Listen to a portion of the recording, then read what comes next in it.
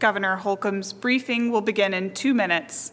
For the journalists joining us in the digital press room, if you would like to ask a question, you can click the Raise Your Hand button. When you are called upon, we will unmute your microphone, and then you also will have to unmute your microphone.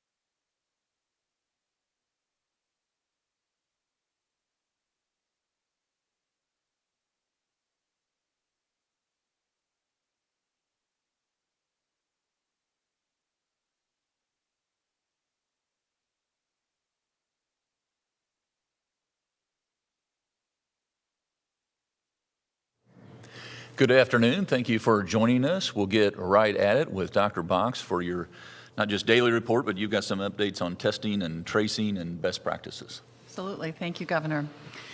Today we reported 650 additional cases of COVID-19 in Indiana, which brings to our total 22,503 the total number of Hoosiers who have been known to have COVID-19. We also saw an additional, unfortunately, 31 deaths in our state. To date, 1,295 Hoosiers have died of COVID-19, and another 119 are believed to have died from this disease based on their symptoms, their x-rays, and other diagnostics, but did not have a positive COVID test on record. Both our ICU bed and ventilator availability remains at steady levels, with 42% of our ICU beds and just over 80% of our ventilators available today. Of the ICU beds in use, about 18% are being used for COVID patients, while just under 7% of ventilators are in use, being used by individuals with COVID. Nearly 125,000 Hoosiers have been tested for COVID-19. That's an incredible increase in just this past month. We want to keep that going. That's why we continue to encourage people to visit one of the 20 statewide testing sites we opened yesterday through our partnership with Optum, or one of the 5 drive-through clinics we're hosting this week. All of those sites are listed on the testing map at www.coronavirus.in.gov. If you have symptoms of COVID-19, please come get tested. If you're at high risk because you're 65 or older, you have diabetes, obesity, high blood pressure, or other underlying health conditions, or if you're a member of a minority population that's at greater risk, please come and get tested, even if you don't have symptoms. You can register for the Optum sites at lhi.care/COVID testing or by calling 888-634-1116. At these sites, you will actually leave your vehicle to go inside to be tested. At the drive-through sites, you can just show up and stay in your car, but you may encounter some wait times. Both testing and expanded contact tracing will start Monday, and they're very critical parts of our phased-in approach of reopening Indiana. But today I want to take some time to spend talking about what every Hoosier should be doing right now. There is only one basic reason that we can safely start to talk about how we can reopen during this pandemic, and that's because we, as a state, have changed our behaviors. We've stayed home, especially when you're sick. We're disinfecting surfaces more and more. We're washing our hands. We've avoided large groups, and we have to keep doing that. Think of this like a diet. If you don't make lifelong changes and you go back to overeating and not exercising, the chances are you will regain the weight. To get through this, we have to remain vigilant and remember how COVID-19 spreads. If you cough or sneeze, and sometimes even just with breathing in and out, you're releasing respiratory droplets that can carry the virus. Others can get infected when they breathe in those droplets or touch a surface that has been contaminated, and then they touch their face or their eyes or their mouth. As our state begins to reopen, we start to think about going out to eat, back to work, to church, or even to see your mom on Mother's Day. We need to remember that this is the new normal. Not normal, the new normal. We can't forget about social distancing, washing our hands, wearing a mask, or most importantly, staying home if you're sick. I know life is going to look different, but that means it'll also look safer. We're hearing from around the state about new steps that are being taken. Sneeze guards are being put up at the BMV or drive-through windows at restaurants. Companies are looking at ways to place employees in every other cubicle and keeping plenty of hand sanitizer on hand and requiring their staff to wear masks. Businesses are requiring customers to wear masks in their stores. Even airlines are blocking rows to help with social distancing. I want to talk a little bit about masks. I know some people think that wearing masks everywhere you go is overkill, but remember how COVID spreads. If you wear your mask, you are protecting others from your own respiratory droplets. That means they're less likely to get infected if you sneeze or cough or breathe out on them. That being said, there are times when you probably could go without a mask if you're healthy. If you're walking outside in an open space and you're social distancing, or if you're going for your run, you probably don't need to wear your mask. If you're sick, put a mask on to go to the healthcare professional. But don't go out if you're sick. If you're in your private office and no one else is coming in or out, you can probably take your mask off until someone is due to come in. But if you're inside and there are other people present, it's really important for you to keep your mask on. I just want to demonstrate about putting your masks on and how you want to make sure you wear that. This should go over your ears securely or be tied at the top of your head and at your neck, and it has to cover your nose here. I know I have glasses, so my glasses always fog up, so I try to pull mine up, pull the glasses down, or when I was in surgery, I always put tape on my face, which I know can be irritating. A lot of people worry about taking their masks off and how they do that they might contaminate themselves. Remember, those are your germs that you're carrying. But if I take my mask and I lay it down like this on the surface, I may be contaminating that surface. I can't emphasize enough how important it is to wash your hands frequently. When you wash your hands, sing a song. ABCs, happy birthday 3 times through, plenty of soap. Make sure you're doing it for a long enough period of time. Afterwards, wipe your hands with paper towel and keep that paper towel to open the door and drop it hopefully in the wastebasket that's close by the door. I want to take a moment to mention gloves. Gloves are not bad, but unfortunately, gloves give people a false sense of security, and sometimes they inappropriately place people at higher risk for spreading their germs. Wearing gloves doesn't really protect you, especially if you've worn those all day and you're up around your face, moving your mask. And remember that whatever you touch on this surface and go to another surface and touch, you're going to actually potentially infect. And so realistically, it's better if you just wash your hands or alcohol your hands frequently. Even healthcare workers wash their hands before they put their gloves on and after they take their gloves off. And another caution, and I know I heard Dr. Weaver say this one day, your cell phone is probably one of the dirtiest things that you carry with you.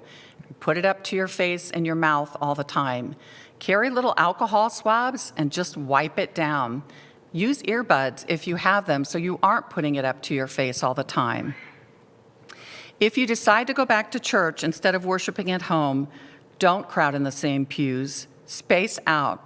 Again, the governor and I prefer that you continue to do telechurch or even church from the parking lot in your own cars with your own families. And no matter how much you want to, don't hug your elderly mom or grandma on Mother's Day. In fact, avoid hugs and kisses and handshakes completely here for a while. I know my husband and I are sad that we won't be able to be with my mother-in-law who's in a long-term care facility, but we respect and understand that we don't want to infect other individuals. And remember, we want to protect our highest risk, most vulnerable population. So if you're elderly, if you have underlying medical complications, especially if you're immunocompromised in some way, please continue to stay home, social distance, and limit your exposure. Thank you very much. Thank you, Dr. Box, for those updates and very clear reminders. Partner, you've got a lot of updates of your own in your portfolio, ag updates, rural affair updates, housing updates, and tourism. COVID-19 is affecting every agency that we oversee, and you want to give us an update on 4 or 5 of yours. Certainly. Thank you, Governor, for this opportunity to provide updates on the agencies that I oversee. Let me start with agriculture. Our farmers are no strangers to uncertainty.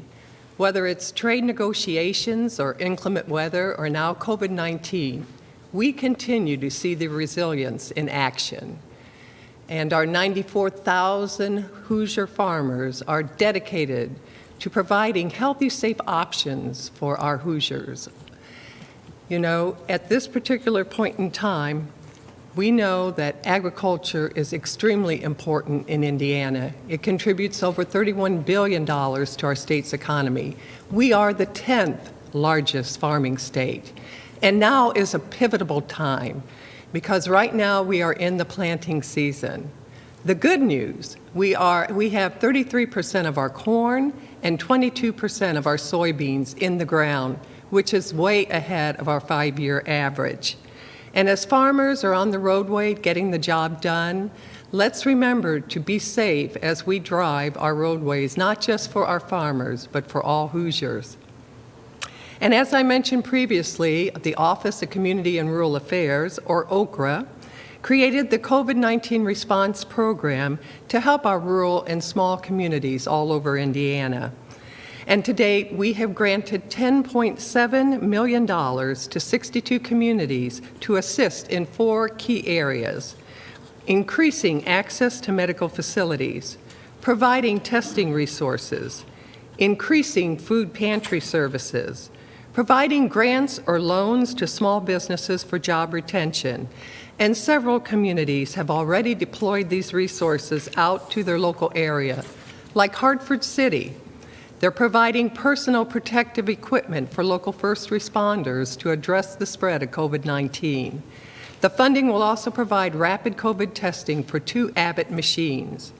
The city is also supporting the Community Health Service Food Pantry, which has seen a 38% increase in traffic since January of this year. The City of Brazil is purchasing 2 months of groceries and supplies for local residents in need. And by partnering with the Clay County Emergency Food Pantry and the Senior Citizens Food Pantry, the city is able to provide assistance to 4,400 families and individuals.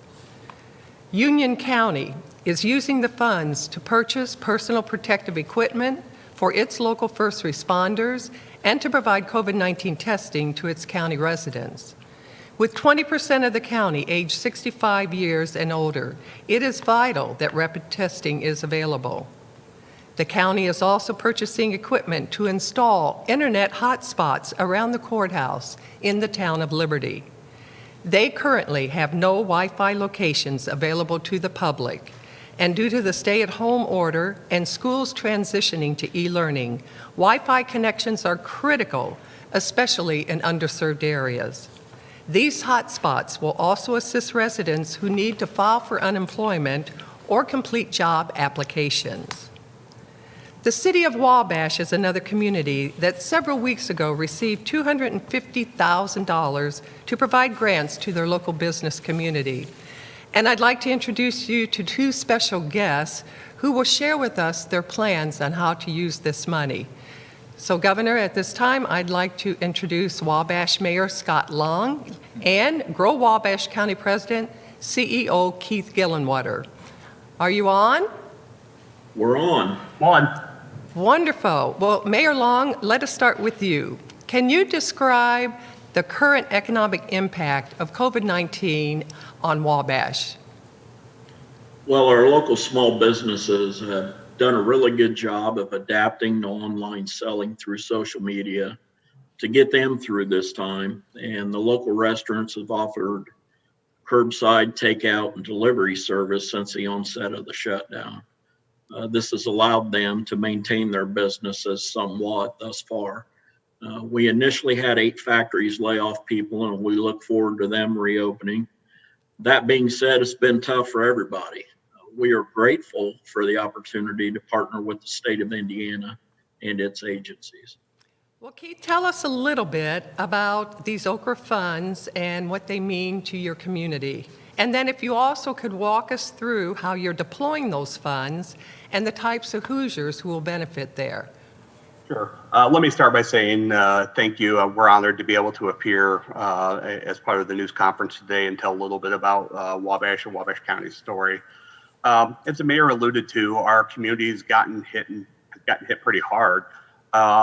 People have been good in Wabash County about staying home, but one of the unfortunate side effects of staying home and has been that reduced spending in our businesses. A number of the restaurants are trying to do what they can in businesses converted to online sales and those kinds of things, but it just doesn't replace all of that walk-in traffic. So, on top of that, it's been a hardship for our manufacturers as well, with markets and drying up and those kinds of things. And so this Okra program and the partnership with the state of Indiana is very timely for us. It's very important.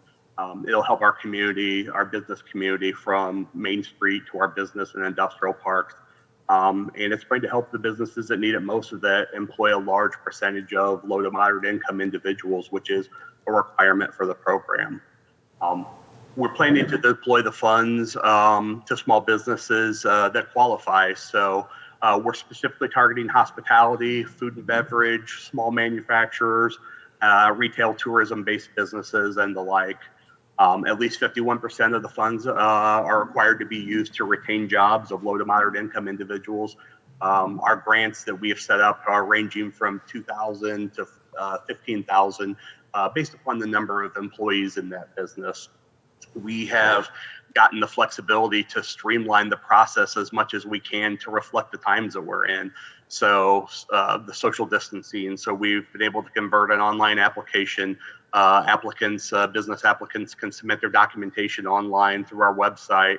Our committee will meet virtually via Zoom. I think we're meeting on the 18th of this month. And so from the announcement last week to getting the funds deployed, we're trying to get it out there as quickly as we can. We're very blessed that the city of Wabash has agreed to front the money for the grant until we can get a grant agreement signed and those kinds of things, because we need to get this money out to our businesses. And so, again, I tip my hat to your office and to the Okra and the state for having this partnership available for us. We're very blessed. And Mayor, is there any final message you can leave us with? Anything additional that you're doing to help your businesses and your residents there in Wabash? Yeah, I had my city council pass a resolution authorized utilize $100,000 of my economic development fund to be used for low interest loans. And those are being administered by Grill Wabash County for the city of Wabash. Wabash Marketplace has offered their members low interest loans from a revolving loan fund. And our tourism bureau, Visit Wabash County, transitioned their team from tourism driven to assisting the small businesses with marketing help for online sales, one-to-one marketing plan consultation, and assisting with building out budgets and best practices. As a group, we are building ongoing relationships with these businesses well into the future, not only for sustainability currently, but for growth also. One final thought: rural America is the backbone of this nation, and the small towns that dot the countryside like Wabash are going to be the economic engine that brings our economy back to life. It's paramount that small towns across America plan now as Wabash is doing. We need our local businesses to not only survive, but to thrive on the backside of this pandemic. Agriculture is going to play a big role in that also, as they're the backbone of our food chain and very vibrant here locally. That is at a critical juncture right now. How we support the small business and agriculture now will determine our future. Well, thank you, Mayor, and thank you, Keith, for being with us and sharing with us how the partnership that we have with Wabash is benefiting citizens all over your county and in your city and the state of Indiana. And thank you for your service, Mayor. Thank you. But I would also be remiss if I didn't remind everyone once again of the housing assistance that we have available. Our housing agency has a resource guide online to support Hoosier homeowners and renters as they navigate crucial conversation with their lenders and their landlords. And I encourage you to have those conversations right now. But we've also reopened Indiana's Hardest Hit Fund, which provides up to 6 months of monthly mortgage payment assistance to qualified homeowners. Go to 877gethope.org or call 877-GET-HOPE for more information. But another critical part of our economy is tourism, and the travel and leisure-related industry was immediately ground to a halt when COVID-19 hit. Our Office of Tourism Development has started conducting weekly surveys to study the impact of COVID-19 and assess what this truly means for the industry, both now and in the future. Today, we announced the formation of the Indiana Destination Recovery Council. This is an advisory group of industry leaders and experts who will collaborate on the most effective ways to get Indiana tourism back on track. And the first meeting of the council was held virtually today. We started by talking about each of their industry-specific needs and the challenges that they are facing, and how we can effectively work with the governor's Economic Relief and Resource Recovery Task Force to provide assistance. This group will continue to meet through June and work hand to hand as we work through this together. Governor, you know this week is Visit Indiana Week, and it certainly is going to look a whole lot different this year. And I want our partners to know that the governor and I are with you and walking alongside you. Travel, adventure, and family fun are some of the memories we most cherish in our lives. And we cannot wait till that day comes when Hoosiers can visit the attractions we have here, and we can welcome visitors back to Indiana. So thank you, Governor, for your leadership during this very challenging time. And through all the uncertainty, one thing remains very clear in my conversations with Hoosiers. We are strong, we are resilient, and we are in this together. Thank you very much for your leadership on all those multiple fronts, making a difference. Fred, you are up with some updates on the unemployment insurance benefits. Yes. So we had 43,277 initial claims filed for the week ending May 2nd. This continues to show a downward trend since our peak claims week back in March. We're also seeing a record number of payments being made. We made 1.4 million unemployment insurance payments back in the month of April for a total dollar amount of $749 million. So far in the month of May, we've made 313,000 unemployment insurance payments, totaling $237 million.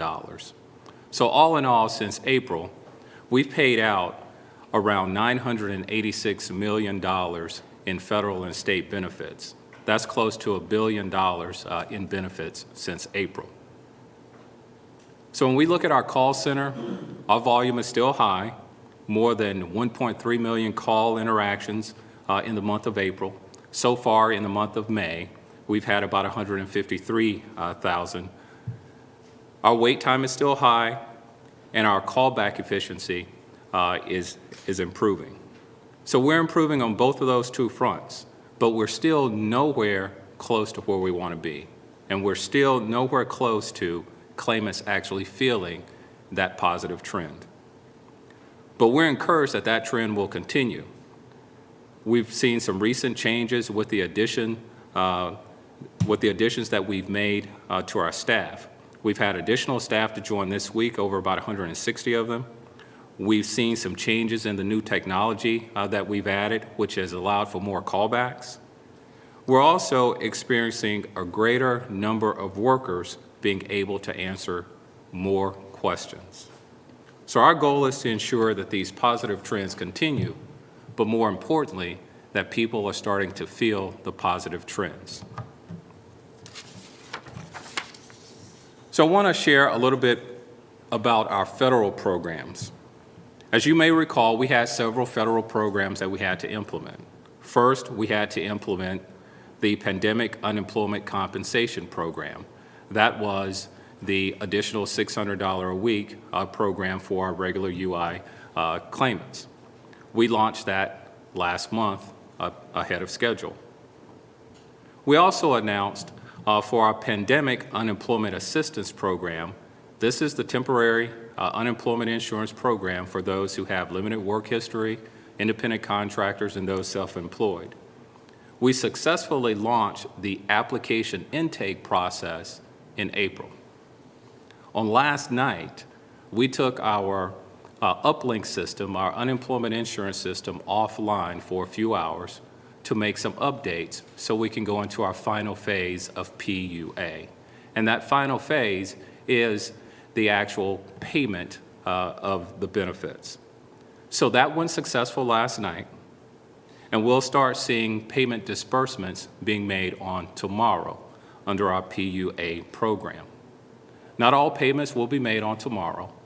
Those payments will be made in batches. So if you don't see a payment in your account, don't fret, it's on its way. We've had over 75,000 applications to have been successfully filed under our PUA program. I want to talk a little bit more about another federal program that we've had to update our IT system for. It's called the Pandemic Emergency Unemployment Compensation Program, or PEUC. This is another federal program under the CARES Act. This provides 13 weeks of extension payments after a person has exhausted their 26 weeks under the regular unemployment insurance program. Our IT team has worked diligently to put this program in place. The extensions will take place beginning on tomorrow as well for those who are impacted. So we've successfully implemented 3 of the federal programs required under the CARES Act. And we continue to make sure that we're providing services to you, and we want to make sure that we continue to do them better every day.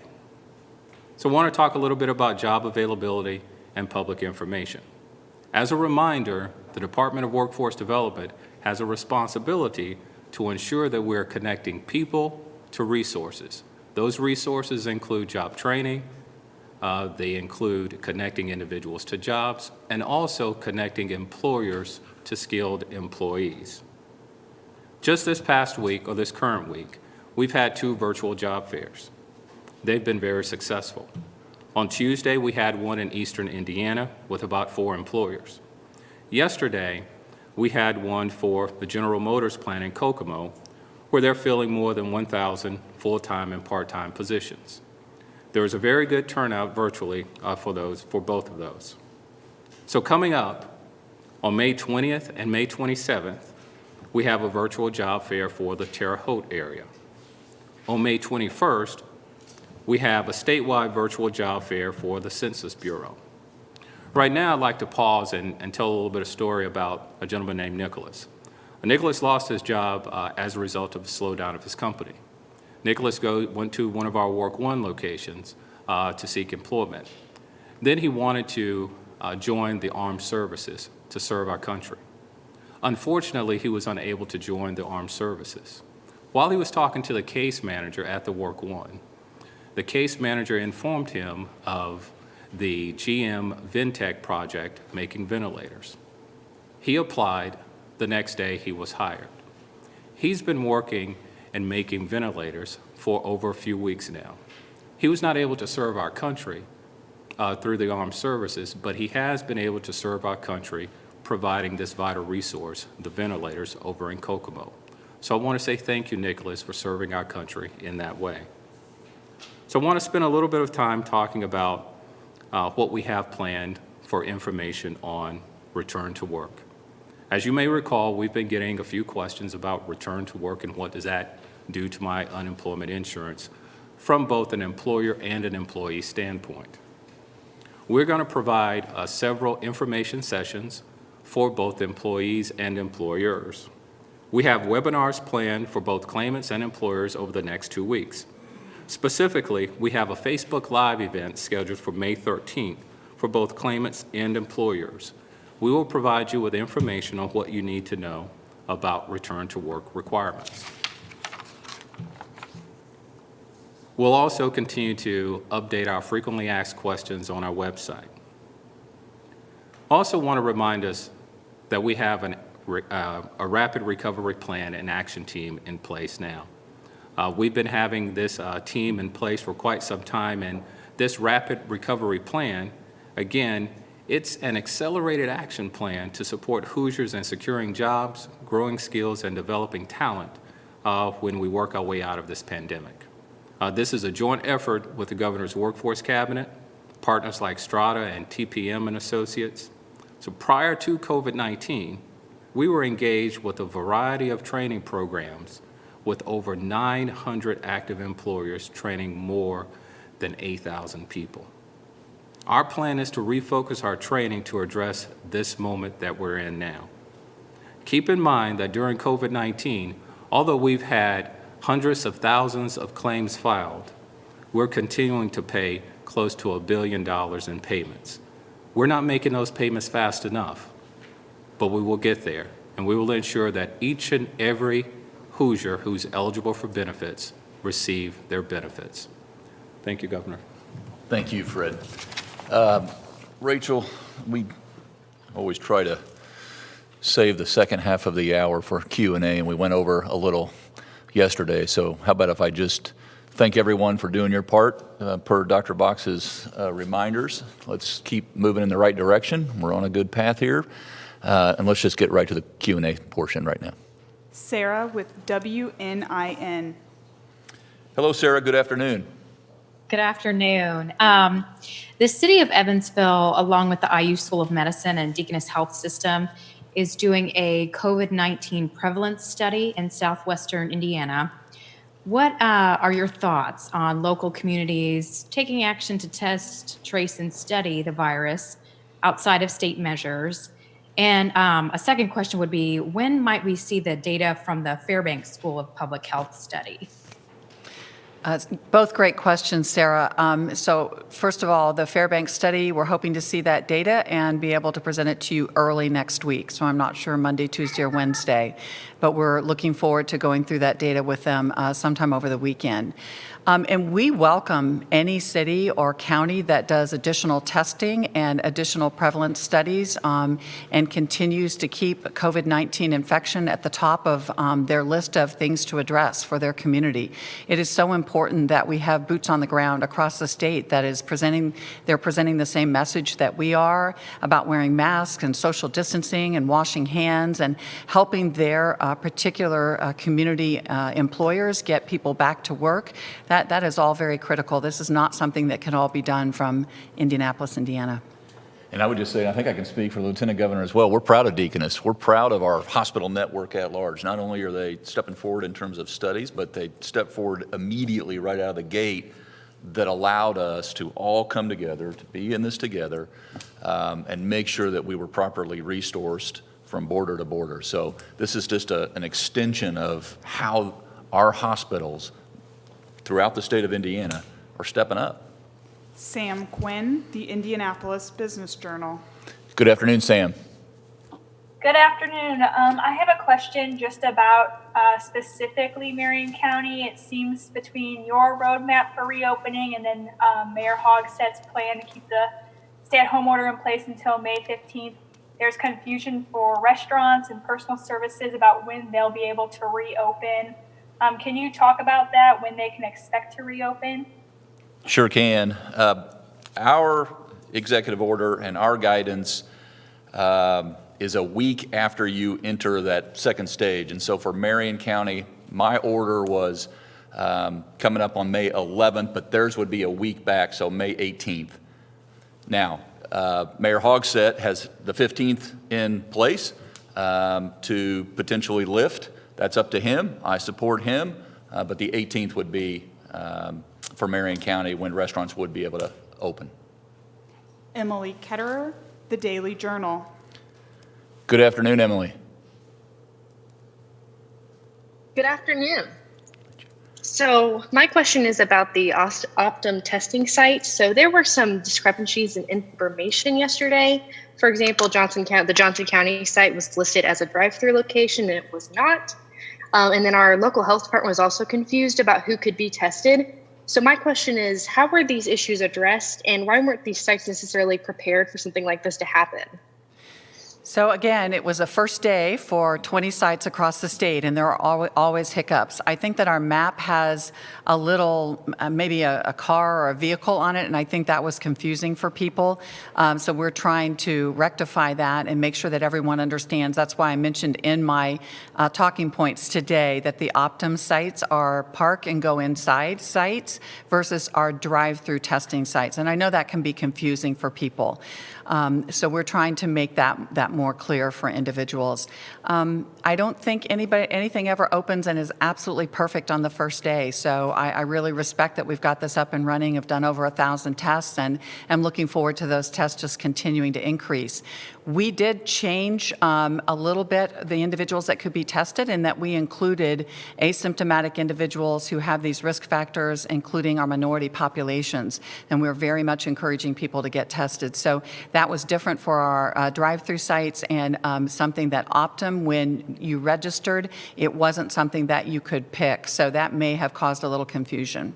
You want to talk about, just repeat, we have 20 now, but 30 are coming online as well. Right. So we have 20 that came up this week, and we will be adding the additional 30 next week. So that will give us our 50 sites. But I think everyone needs to remember that we also have over 100 other sites that are testing, not including our drive-through sites across the state. So it is not just limited to the Optum sites. Tom Davies, The Associated Press. Afternoon, Tom. Hello, Governor. With the Tyson plant in Logansport starting to reopen, the union there says the state needs to commit to action such as enforcing physical distancing, 2 weeks paid quarantine time, not allowing retaliation for workers who raise safety complaints. Do you believe those are steps the state should take to help those workers feel safe about returning to work? You want to talk about how we have been up there? Yeah. Sure. Yeah. Well, we have been up there and actually looked at the plant and saw the dividers that they'd put in, and how they had staggered individuals on the line and social distanced individuals. I am not sure about their policy with regards to paying workers, with regards to sick leave, but I do know that they have instituted pretty much every measure that we ask them to do with regards to this. Fred, before we move on, Fred, you want to just give an update on what you're looking at out into the future in terms of folks who are COVID-19 positive or have been quarantined, to Tom's point? Sure. There are a few things that we can look at in our current executive order, and even the phases that we're going to go through, or the stages in our recovery plan. When we get a claim and a person is off of work as it relates directly to COVID-19, those things are taken into consideration. And those individuals may very well continue to receive benefits. But if there are things that we can't verify, then there may be another result.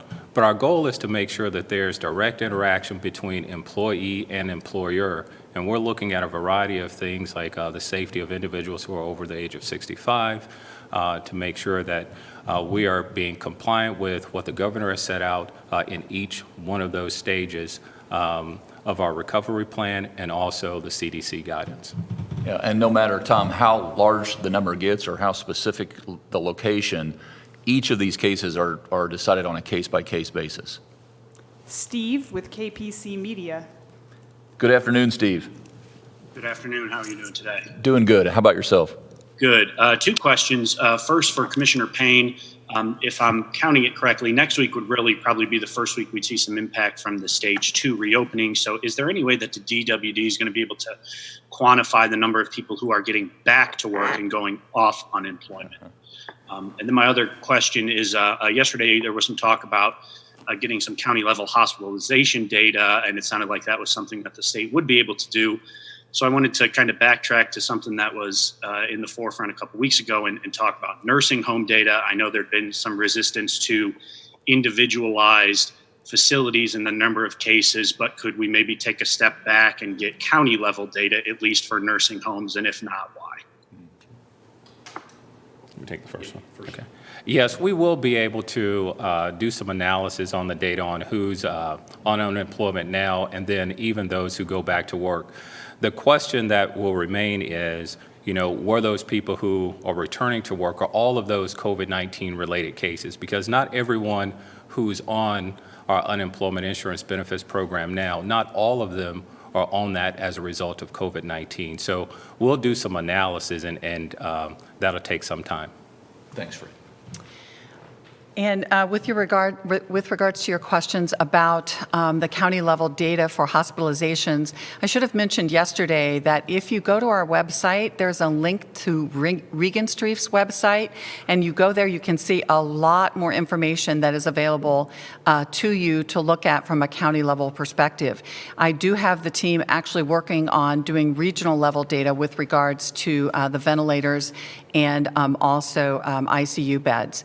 And with regards to the nursing home data, we will continue to release aggregate data for nursing homes. Kayla Sullivan, Fox 59. Afternoon, Kayla. Good afternoon, Governor. We've been informed new nursing home guidelines no longer require nursing homes to disclose the number of COVID-19 deaths at a facility, just the number of cases. If that is true, why did the state stop requiring the disclosure of death numbers? And then my second question, do you encourage businesses to disclose the number of COVID-19 infected employees to staff? Why or why not? Dan Rosiniak, Chief Medical Officer for FSSA. I can answer the first question. So CMS came out with its guidance previous Friday on what they would be requiring. We have not changed our frequency. We're still requiring daily reporting. We did change that they didn't have to report daily number of deaths, but we still require long-term care facilities to provide the total number of deaths that have occurred in their facility. What we've tried to do is to make sure that our requirements, although we have a greater frequency than CMS, that we're matching what they're asking long-term care facilities to report. Yeah, and Kayla, I'll just say, correct me if I'm wrong, Dr. Box, from a medical perspective or privacy issues, but Kayla, the second question that you had, that would be up to the individual businesses, and then most importantly to that individual that has tested positive. Right, and we do think it's important that an individual that's positive would share that information with their boss or their employer, because there are obviously maybe individuals that are around them that would be at risk. So that is important to share, and if they didn't want to share it, we would need to share that with the employer. Elizabeth Binion, WNIT Public Television. Hello, Elizabeth.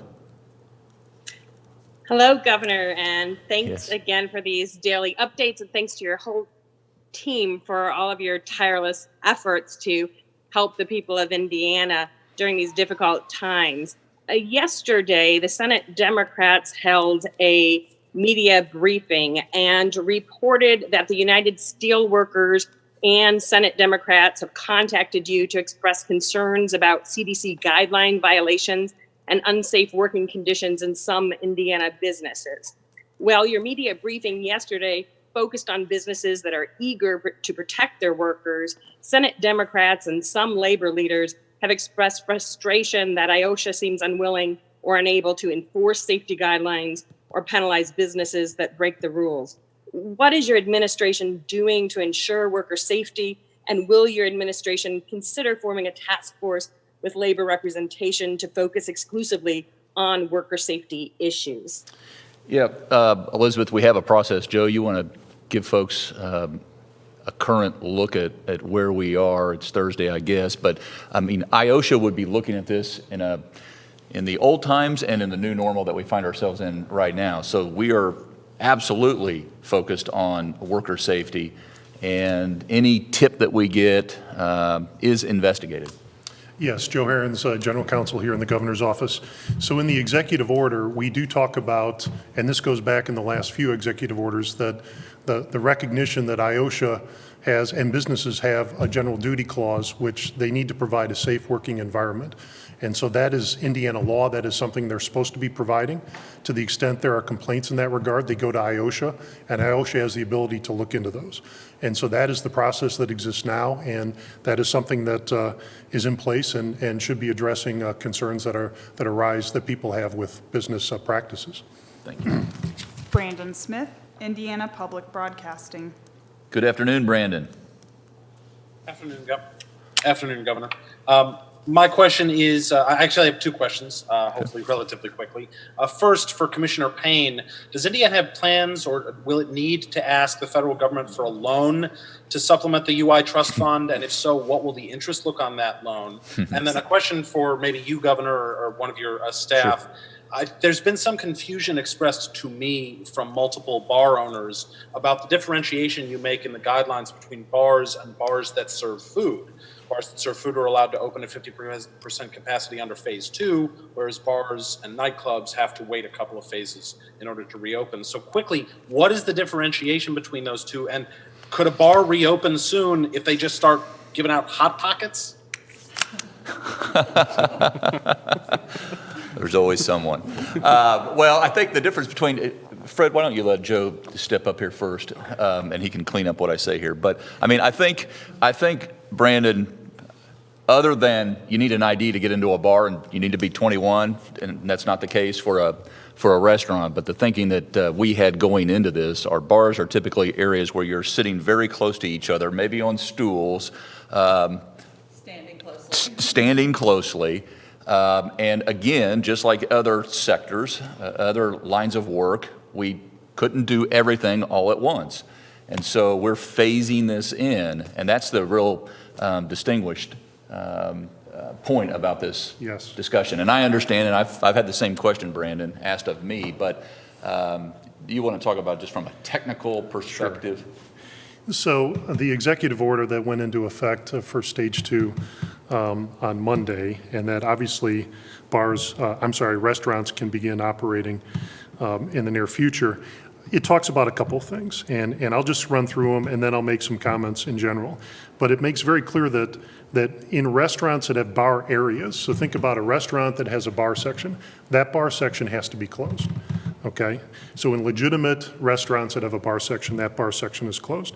In a separate paragraph, it categorizes bars and taverns, and that those need to remain closed. They've been closed to this point, but they need to remain closed at this point. There's also language that you cannot have live music or disc jockeys, for example. Those are not permitted, and again, it's because we don't want this to be a social event with a lot of people close together. But think about it this way. Restaurants that have a bar area, that have a legitimate food service and a dining section, those can be open.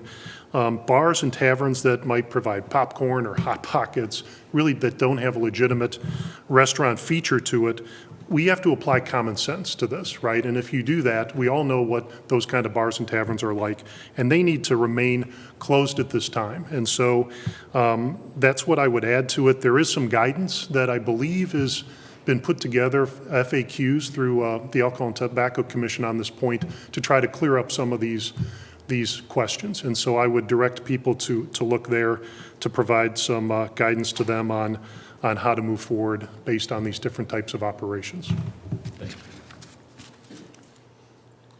You remember the first question, Fred? Yeah. So with regard to our unemployment insurance trust fund, we are a little bit south of $600 million, and we're monitoring that very closely on almost a daily basis. So as we monitor it, we'll know if and when we need to tap the federal government for a loan. In terms of what the interest rate will be, we'll have to follow up with you on what that interest rate will be if we have to do that. Yeah, and Brandon, and I like your first, your second question, you were asking for a friend. I duly noted about the bars. But also, we're also tracking the conversation that's going on in Washington, D.C. with our congressional delegation. And as that unfolds, we'll also be making our voice heard out there as well in terms of what the fine print looks like. Rob Burgess, the Wabash Plain dealer. Hello, Rob. Good afternoon. Good afternoon, Governor. Dr. Box, my regards to you and your family. And thank you for that practical advice at the start. I think that was important. Good to see you again, Keith, Mayor Long. It's been too long since I've seen you in person. I guess this is for Keith or maybe Lieutenant Governor Crouch. Are the PPP loans getting out to small businesses you're working with? I know there was a recent injection of more funds federally after the first amount was quickly exhausted. And I guess the second question is for Governor or Dr. Box. I wanted to return to privacy and contact tracing. Obviously, that's worked well in places like South Korea, but how do you balance privacy concerns with public health when it comes to that? We have already, as you heard from the mayor and from Keith, their city council has gone ahead and fronted the money so that they can get the money distributed in lieu of us getting the grant paperwork signed so that we can get the money to the city. So I am assuming that that is going out immediately to be able to provide that PPE to those first responders. If the mayor or Keith is on and that's not correct, please jump in. Yeah, I'm happy to. We've had a lot of success with a lot of our small business community as well as with our nonprofit community at successfully applying for and receiving the PPP loans through the SBA and through a lot of our local community lenders. So we've been very happy with the amount that have been awarded. And I'll kick it over to Dr. Box and OBGYN and Rob. He has joined your force. Yeah, he was delivering a baby. And I think you talked about this privacy issue maybe last week a little bit in terms of tracing. You want to elaborate again? So congratulations, by the way, Rob, and good job. Thank you. What I want to say about privacy, the Indiana State Department of Health is very, very used to protecting privacy as we do contact tracing. I mean, we deal with and have dealt with diseases like HIV and syphilis and a lot of other diseases for many, many years, and that is always at the utmost of every decision that we make. That being said, there are diseases that we have to contact trace. We have to notify people that they've been exposed to a particular disease, and sharing that with people like employers or other individuals is critical so that we can help to prevent the spread of that disease. So we are very, very careful about that. Individuals that work with us and help to do the contact tracing are basically under an obligation to share absolutely no information. And they will be seeing and talking to enough individuals that just typically doesn't happen. But I can tell you, having been a physician all these years, that we're very, very careful. We always have been careful, and we will continue to be careful with that privacy. No social security number shared? No. If someone asks you for a social security number, it is not the Indiana State Department of Health calling you for contact tracing. I can tell you that.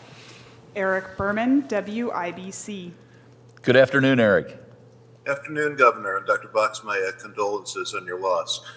Governor, I wanted to revisit a question from 2 days ago. You said as we head into stage 3, you're going to be looking at the same metrics that got us into stage 2, hospitalization, capacity, testing, contact tracing. My question is, what do we need to see? Do we need to see those go down, or rather hospitalization go down further, testing go up further? Do we need to just maintain where we are? Do we need to avoid increases beyond a certain point? What are you going to be looking for to advance to the next level? Well, at the minimum, we need to be prepared for any surge that may come on the horizon. We need to make sure that we continue to flatten this curve and draw it out. We don't know how long this will be with us, but I'm guessing through the end of the year and maybe beyond that. And so the 4 principles will be timeless, quite frankly, Eric. They will, as long as we can care for those who are in need, as long as Hoosiers are practicing good physical distancing and good hygiene, and our elderly population is staying at home more so than cautiously going out and re-engaging. The folks who have those underlying health concerns, as Dr. Box ticks off every day, then we're on the right path, and we will go from stage 2 to stage 3, depending on what this virus does. It's a novel virus, so it's we're learning so much about it on a daily basis around the world. But yeah, we'll continue to look at those 4 principles. They are what's gotten us to this point, and we'll experience more progress if we continue to pay attention to them and have the resources, those beds available, the ventilators available, the PPE available. But it also comes down to that behavior. You want to? Well, so we expect that the cases will go up when we start to open things up. Again, that's why we're protecting our most vulnerable population, so that hopefully we don't experience those severe morbidity or mortality associated with the cases. But I think at the same time, what we'd like to see is, as those cases are going up and we test more and more people, I'd like to see that percentage of positives of the number that we're testing start to go down. And we may see that in certain regions of the state before we see that in other regions of the state. So that'll be entering into our decision making. And next week we're going to learn, I would guess, again, not a physician, but the Fairbanks study. This will be important because of the very nature of what we're studying. Julie McClure, The Republic, Columbus. Good afternoon, Julie. Thanks for joining us. Hi, Governor. Thanks for taking my question. Bartholomew County is home to a large number of manufacturing facilities employing thousands of workers in southeastern Indiana. I'd just like to get your view on whether you believe these manufacturers have enough PPE to safely reopen, and what guidelines are you giving manufacturers beyond OSHA regulations for reopening? Well, we've not only listened to those manufacturers, we're the #1 manufacturing state in the country per capita, and we aim to keep it that way, not just going into this COVID-19 environment, but coming out of it as well. And some of the global companies there in Bartholomew County, manufacturing companies, are leading on the effort in terms of safety, always have, and they'll continue to, no matter what hand they're dealt. And so not only have we incorporated their suggestions about physical distancing, about hygiene, about shifts, I mean, it's a long list of how to do business in a safe manner with this virus on your doorstep, or on your factory floor, or in your lab, or in your schoolhouse. So all of these issues have to be taken into account on how we're living our lives today. Obviously, manufacturers in the state of Indiana, critically important, not just to our revenue, but to the ability to continue to fund all the efforts, whether it has to do with FSSA or the Department of Health. Virtually everything that we're doing is reliant on our state to continue to grow. We had a lot of advantages going into this. We still maintain those advantages because of the innovation that happens at, say, Cummins in Columbus, Indiana, or actually it's a Cummins corridor all the way up to Indianapolis now. But we maintain a good tax and regulatory environment. We maintain a good Hoosier workforce and work ethic. And we maintain having, as Fred has mentioned just earlier today, workforce development programs, training and retraining our workforce. And so all these things factor into that question about where we'll be in terms of what the future looks like. But absolutely, safety considerations are front and center right now, as they should be. Thank you for joining today's briefing. Governor Holcomb's next briefing will be tomorrow at